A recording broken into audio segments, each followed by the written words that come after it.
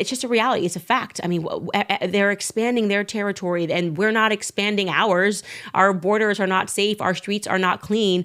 And we're constantly being told, like via emotional conditioning. And I think an expert information war that has been executed. I think, specific journalists are always the ones that hit you, that we are the ones that have to care about what's happening over there. And we simply don't. And we do need to make sure, just as JFK said at that American University speech, that we are educated, that we are actually educated, not brainwashed. Most people don't even understand basic civics. And I think that is by design. I think they were intentionally dumbing down Americans. I believe intentionally created the opioid crisis. They want us dumb, dopey, and drugged.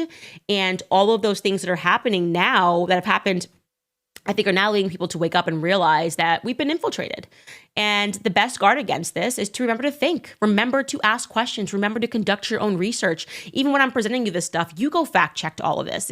You go look at that Ami Magazine article and you run it against things and you create, your own timelines and sheets of understanding and learning about history. And I also want to say it's really important to stand up for yourself when you're being called names. Who cares? Who cares?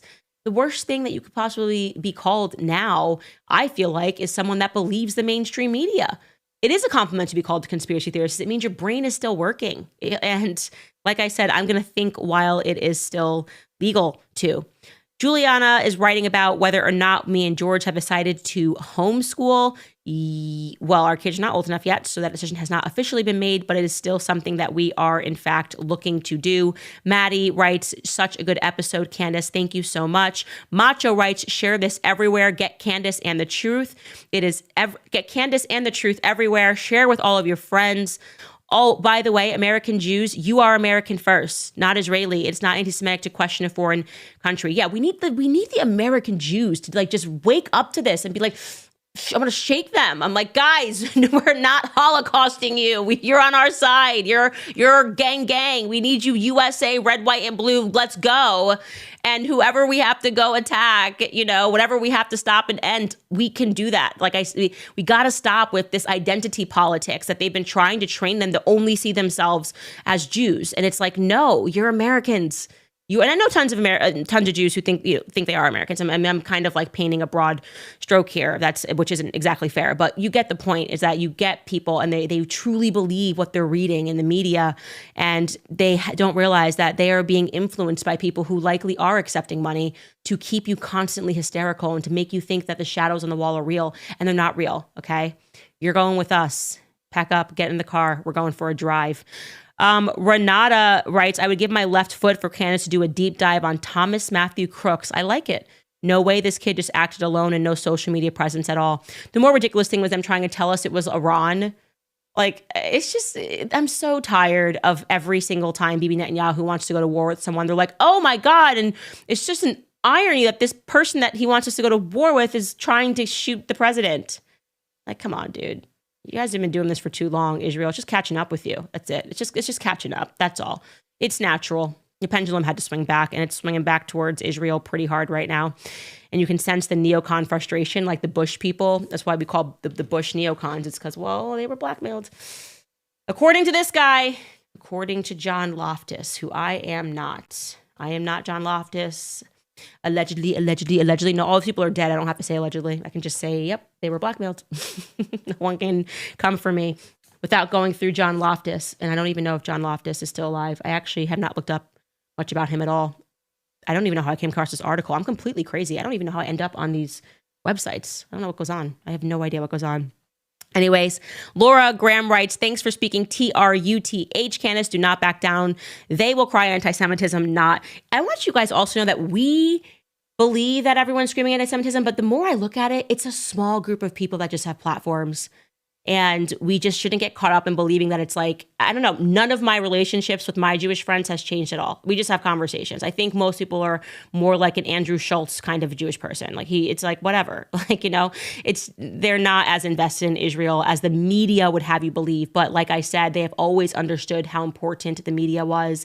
And as you get further into understanding Project Mockingbird, the New York Times, the Pulitzer Prize, all of these families who were like, working with the CIA, some, invested in Israel. And it's a small group of people that have amassed, I think, a lot of power via blackmail. And there's no question that our congressmen are blackmailed. Like I look at someone, I'm like, Lindsey Graham, obviously blackmailed. Come on. So easy. And yeah, I think they look for potential future leaders, even in college. I think it's a very sophisticated blackmail network because I just keep coming across it.